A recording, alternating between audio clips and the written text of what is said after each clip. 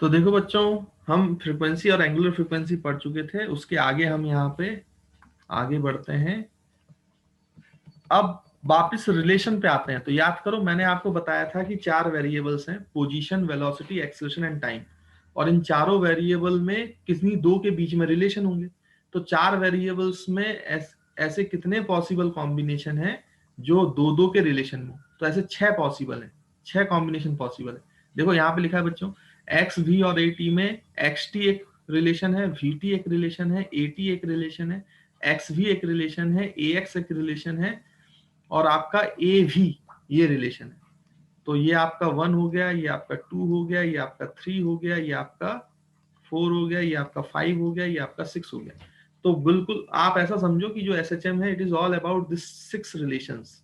ये 6 रिलेशंस को आपको बहुत अच्छे से एनालाइज करना आना चाहिए, तो काम बन जाता है। एसएचएम में कोई ऐसी सच फिर दिक्कत नहीं जाएगी। तो लिखा है relation between position, time, velocity and acceleration.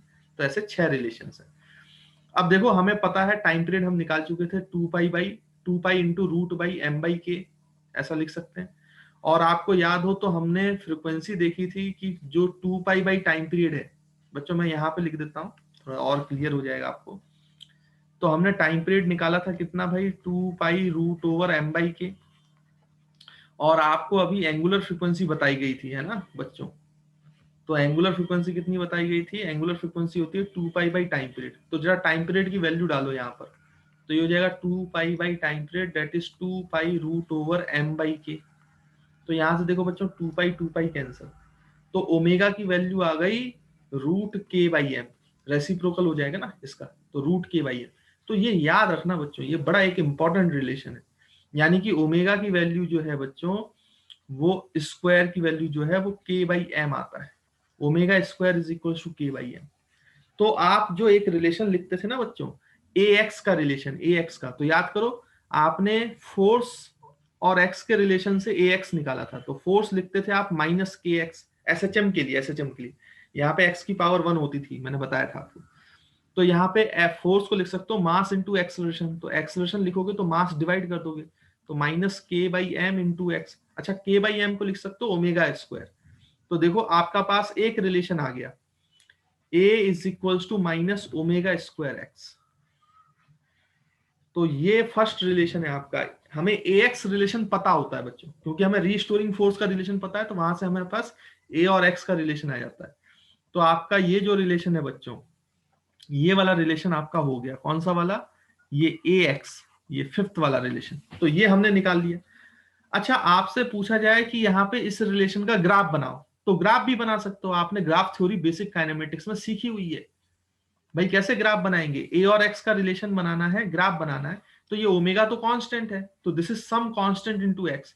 अब एक्स की मैक्सिमम पावर 1 है, एक्सेलरेशन की मैक्सिमम पावर भी 1 है। तो स्ट्रेट लाइन बनेगा बच्चों, स्ट्रेट लाइन। लेकिन कैसी स्ट्रेट लाइन, देखो इसका जो स्लोप है वो नेगेटिव है।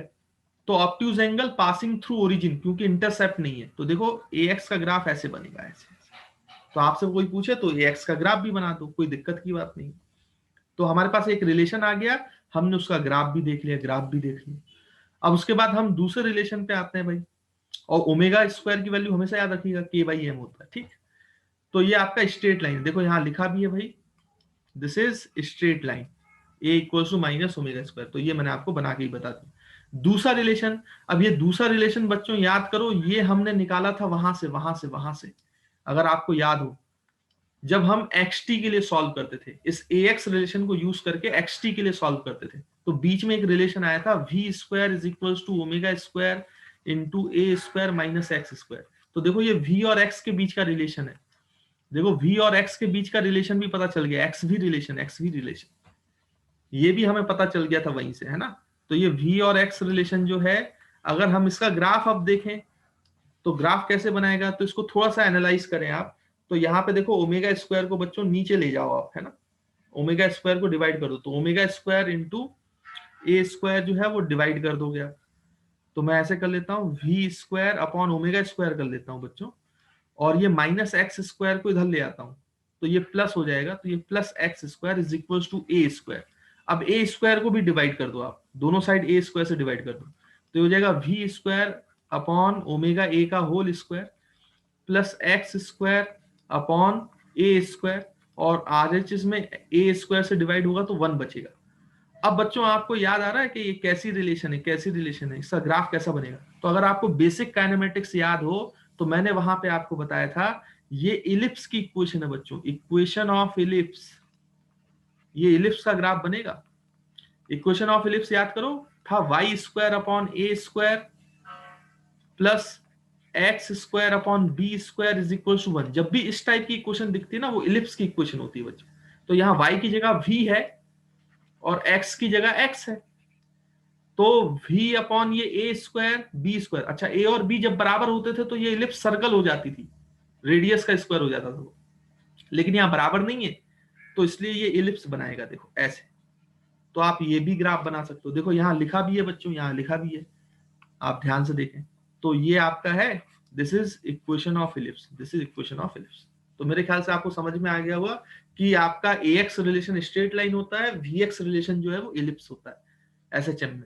फिर आपका xt रिलेशन, तो xt रिलेशन अभी हमने निकाला था, a is equals to x equals to x equals to a sin omega t।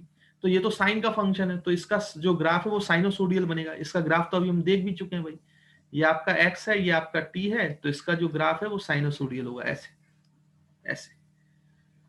फिर उसके बाद हमें कौन सा रिलेशन चाहिए बच्चों? तो हमारे पास 3 रिलेशन हो गए। ये 3 रिलेशन हम पहले ही पढ़ चुके हैं, xt भी हो गया, xv भी हो गया, ax भी हो गया। अब बचता है क्या बच्चों? आपका vt। तो vt कैसे निकालेंगे? तो हमारे पास अगर xt है तो याद करो काइनेमेटिक्स, vt कैसे निकालते थे? एक बार डिफरेंशिएशन कर दो, तो वेलोसिटी जो होगी वो dx बाई dt होगी। अब a sin ओमेगा t का आप डिफरेंशिएशन करो। अब साइन ओमेगा टी का डिफरेंशिएशन करोगे बच्चों, तो जो टी का कोफिशिएंट है वो मल्टीप्लाई में आ जाता है, याद करो। अब डिफरेंशिएशन आपको आना चाहिए भाई, तो अगर आप डिफरेंशिएशन करोगे तो इसका जो वो है वो कितना आ जाएगा स्टूडेंट्स? dx बाई dt करोगे तो a बाहर आ जाएगा कांस्टेंट। साइन का डिफरेंशिएशन होता था कॉस, लेकिन t के साथ ओमेगा है तो ओमेगा जो t के साथ है उसका मल्टीप्लाई हो जाता था, चेन रूल याद होगा आपको। इसलिए वेलोसिटी मैंने डायरेक्ट लिखी है यहाँ पर, a omega cos omega T, a omega cos omega T. अब यहाँ पे देखो बच्चों, मैक्सिमम वेलोसिटी कितनी हो सकती है? तो मैक्सिमम वेलोसिटी का भी एक फॉर्मूला आ गया आपके पास। जब cos ओमेगा टी की मैक्सिमम वैल्यू होगी तब वेलोसिटी भी मैक्सिमम होगी, और cos ओमेगा टी की मैक्सिमम वैल्यू होगी 1, तो a omega is the maximum velocity. तो याद रखेंगे बच्चों ये formula, a omega maximum velocity can be written as a omega. अच्छा, वेलोसिटी टाइम ग्राफ अगर आप देखोगे तो कैसा है? ये cos का ग्राफ है, cos का ग्राफ। cos और साइन का ग्राफ सेम होता है, बस अंतर ये होता है कि साइन का जो ग्राफ है वो जीरो पे कहां से स्टार्ट होता है बच्चों? जीरो से, वो जीरो से स्टार्ट होता है। लेकिन जब cos जीरो होता है तो मैक्सिमम से स्टार्ट होता है, मैक्सिमम से, यानी a ओमेगा से स्टार्ट होगा ये, और फिर वो ग्राफ ऐसे ही होता है जैसे साइन का ग्राफ है, इस तरीके से, ऐसे। बस ये अंतर ये है कि ये जीरो से स्टार्ट हुआ है तो ये हाईएस्ट पॉइंट से स्टार्ट हुआ है। फिर बाकी जब साइन जब मैक्सिमम होता है तो cos जीरो होता है, फिर साइन जब मिनिमम होता है तो साइन जब फिर से जीरो होता है तो कॉस वाला मिनिमम होता है। इस तरीके से ये कॉस का ग्राफ हो गया। तो अब ग्राफ बोला जाए तो ग्राफ भी बना लो। तो आपके पास कौन सा रिलेशन भी हो गया बच्चों? वीटी। अब बचता है फाइनली एक्सेलरेशन टाइम ग्राफ, यानी एक्सेलरेशन एटी ग्राफ है ना, एटी ग्राफ और एवी, दो चीजें बच गई हैं। तो एटी बनाएंगे तो अगर मुझे वेलोसिटी पता है तो मैं वेलोसिटी का एक बार डिफरेंशिएशन कर दूं, डीवी बाई डी, तो मुझे एक्सेलरेशन मिल जाएगा बच्चों। तो देखो डीवी बाई डी कितना आएगा, एक बार और डिफरेंशिएट करो, तो अब कॉस का डिफरेंशिएशन जो होगा बच्चों वो माइनस साइन होगा, और टी का जो कोफिशिएंट है वो फिर से बाहर आएगा। तो पहले ओमेगा था, एक बार ओमेगा और बाहर आया तो ये ओमेगा स्क्वायर हो जाएगा। देखो यहां लिखा है माइनस, क्योंकि साइन का जो कॉस का जो डिफरेंशिएशन होता है माइनस साइन होता है, और ओमेगा बाहर आएगा तो minus A omega sine omega T. तो देखो ये एक्सेलरेशन का रिलेशन हो गया बच्चों। अब फिर से एक्सेलरेशन जो ग्राफ है वो साइन ग्राफ हो गया, साइन फंक्शन आया, साइन फंक्शन। तो आप फिर से एक्सेलरेशन और टाइम का ग्राफ भी बना सकते हो भाई। बस इतना याद रखना कि एक्सेलरेशन टाइम ग्राफ में एक नेगेटिव साइन है, तो पहले जब साइन का ग्राफ ऊपर होता था बट नेगेटिव साइन है तो साइन का ग्राफ पहले नीचे आएगा, फिर जब वो नीचे होता था क्योंकि माइनस साइन है तो उल्टा हो जाएगा, तो फिर बाद में ऊपर आएगा। ये माइनस जब होता है तो साइन का ग्राफ पलट जाता है, माइनस साइन अगर बाहर निकला हो, लिखा हो, तो साइन का ग्राफ पलट जाता है, इतना याद रखें। तो ये आपका एटी ग्राफ भी हो गया, वीटी ग्राफ भी हो गया, एक्सटी ग्राफ भी हो गया, तो एटी भी निपट गया, बचा ए भी।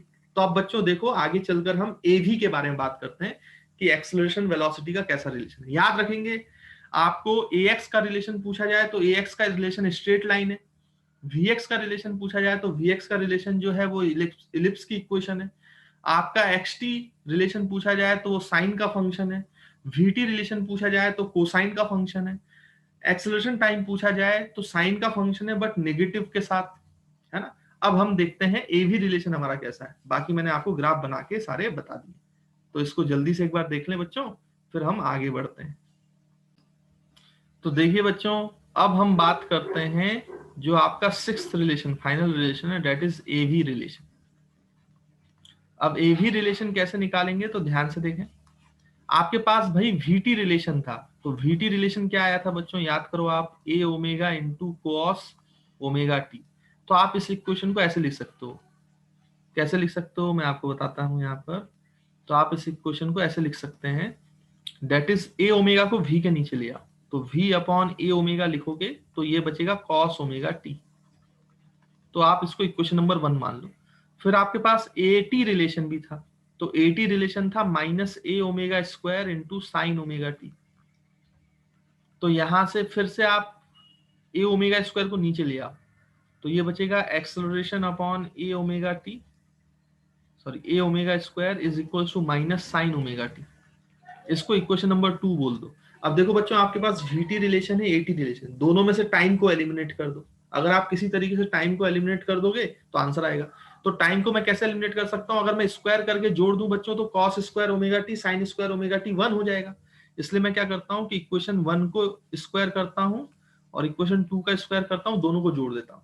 तो मेरे पास एलएचएस में आएगा, इसका स्क्वायर कर दिया तो A square upon capital A square और ओमेगा की पावर 4 प्लस इसको स्क्वायर कर किया और प्लस किया तो V square upon A square omega square is equals to, यहां से बचेगा बच्चों cos square omega T RHS में, और प्लस सेकंड इस इक्वेशन से बचेगा आपका साइन स्क्वायर ओमेगा टी।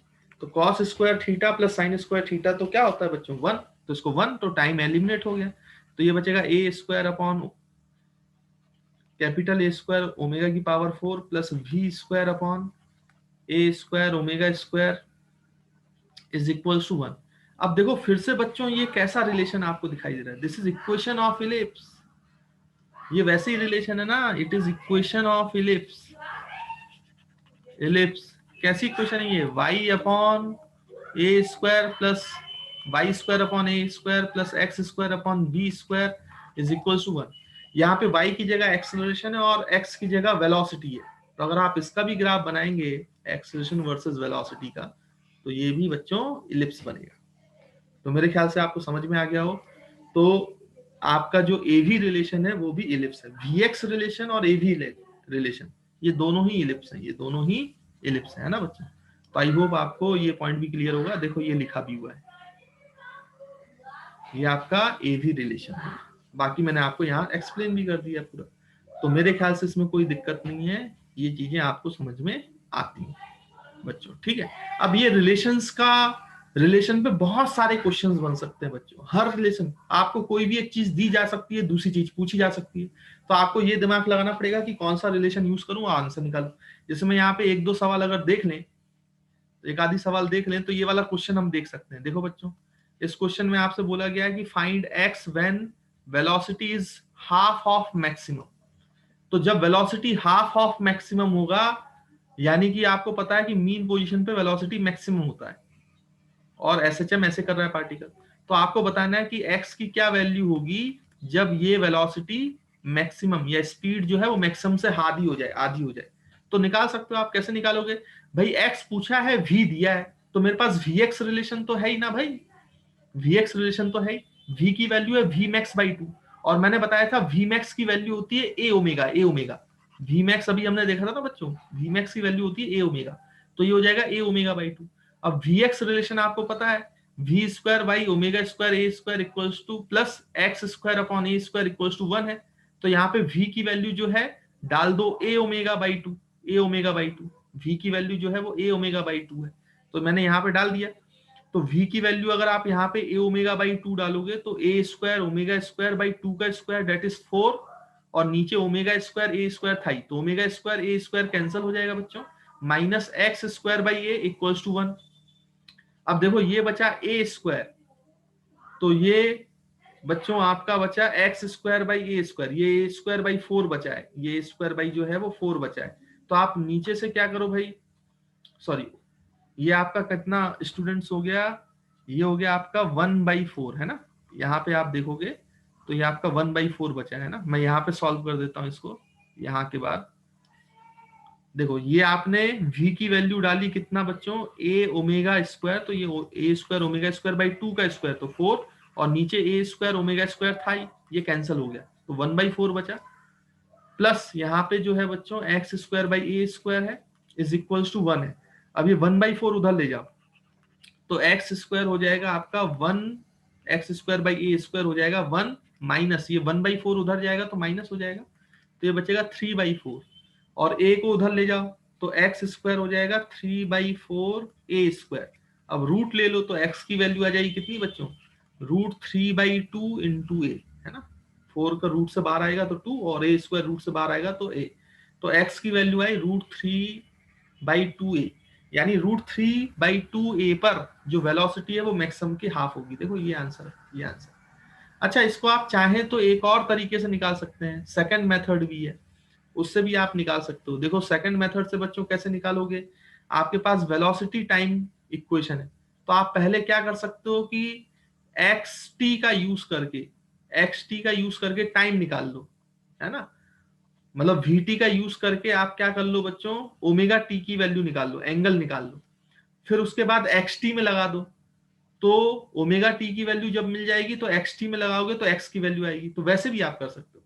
देखो vt लिखा, v की वैल्यू a ओमेगा बाई 2 है, और v की वैल्यू जो है a omega cos omega T होती है, तो a ओमेगा कैंसिल, तो ये 1/2 बचा, यहाँ पे कॉस ओमेगा टी बचा, तो कॉस ओमेगा टी की वैल्यू जो है वो 1/2 है। अगर कॉस ओमेगा टी 1/2 है तो ओमेगा टी की वैल्यू 60 होनी चाहिए। तो देखो बच्चों आपको ओमेगा टी की वैल्यू मिल गई 60 डिग्री। अब आप xt लगा लो, x निकालना है ना, तो x is equal to a sine omega T होता है, और ओमेगा टी की वैल्यू 60 है, तो a साइन 60 की वैल्यू √3/2 होती है, तो इंटू a, तो ये आपकी x की वैल्यू है। तो आप चाहें तो इसको ऐसे भी कर सकते हैं और इसको ऐसे भी कर सकते हैं, आपकी मर्जी है, जैसे आपको क्लिक कर जाए। अगर आप एक ही रिलेशन से दोनों को सॉल्व कर लोगे तो एक ही बार में आंसर आएगा, नहीं तो आपको 2 बार सॉल्व करना पड़ेगा, 2 रिलेशंस का यूज करना पड़ेगा। तो जैसे भी आपको एग्जाम में क्लिक करे, आप प्रैक्टिस करोगे उस हिसाब से आप कर लीजिएगा, है ना। आई होप आपको ये जो पॉइंट है ये क्लियर हो गया होगा। अब देखिए बच्चों, होता क्या है कि आपसे कभी कभी जो है, मतलब ग्राफ तो मैंने बता ही दिए हैं आपको, लेकिन जो 3 ग्राफ होते हैं xt, vt और at, ये इंपॉर्टेंट होते हैं, क्योंकि ये आपसे पूछे जा सकते हैं एग्जाम में। और अगर आप रेफरेंस बुक वगैरह उठाओगे तो बाकी के जो 3 रिलेशन के ग्राफ हैं उस पर उतनी चर्चा नहीं होती है, लेकिन इन 3 रिलेशंस की xt, vt और at की चर्चा होती है ना। तो इसके ग्राफ यहाँ पे थोड़े से डिटेल में बताए गए हैं। तो xt का देखो बेटा साइन ग्राफ है, मैं पहले भी बता चुका हूँ, यहाँ पे थोड़ा सा अच्छे से उसको बनाया गया और तीनों को कंपेयर किया गया। तो यहाँ पे देखो जब साइन 0 था तो 0, फिर ये मैक्सिमम एम्पलीट्यूड के बराबर, फिर ये मिनिमम, फिर ये 0, है ना। यहाँ पे 5 पॉइंट ले लिए, ABCDE, है ना, एक साइकिल का पूरा 5 पॉइंट में क्लासिफाई कर दिया। तो यहाँ पे आपको वैल्यूज लिखने को दिया है कि ABCDE वाले पॉइंट पे क्या वैल्यूज होंगी, x की, v की, a की। तो आप लिखते जाओ भाई। v का ग्राफ जो है वो मैक्सिमम से चालू होगा, फिर 0 पे आएगा, फिर मिनिमम होगा, फिर ये होगा, और एक्सेलरेशन का उल्टा हो जाता है। अब आप देखो, जब a पॉइंट है तो x की वैल्यू 0 है, तो a पर x की वैल्यू 0 है, b पर x की वैल्यू मैक्सिमम है a, c पर फिर 0 हुआ x, और d पर मिनिमम हुआ -a, और e पर फिर 0 हुआ। वेलोसिटी देखो तो a वाले पॉइंट पे वेलोसिटी की वैल्यू मैक्सिमम है a ओमेगा, b वाले पॉइंट पे वेलोसिटी 0 हो जाती है, c वाले पॉइंट पे वेलोसिटी मिनिमम होती है that is -a omega, d वाले पॉइंट पर वापस से वेलोसिटी 0 हो जाती है, और e वाले पॉइंट पर वापस से मैक्सिमम हो जाती है a ओमेगा। एक्सेलरेशन 0 पे 0 होता है, बट b पर ये नेगेटिव होगा क्योंकि माइनस साइन आता है ना, तो बी पर ये नेगेटिव होगा, acceleration maximum but negative direction.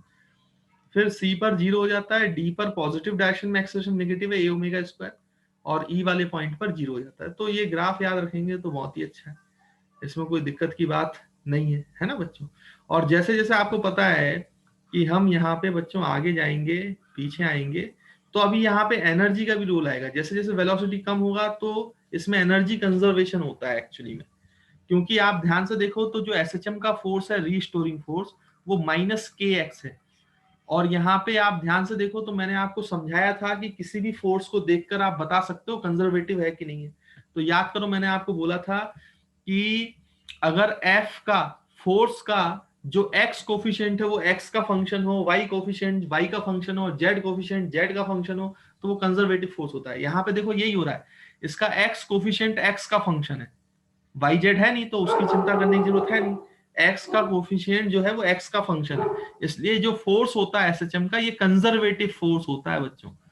यानी यहाँ पर एसएचएम में कंजर्वेशन ऑफ एनर्जी भी लगेगा, कंजर्वेशन ऑफ एनर्जी भी लगेगा, है ना।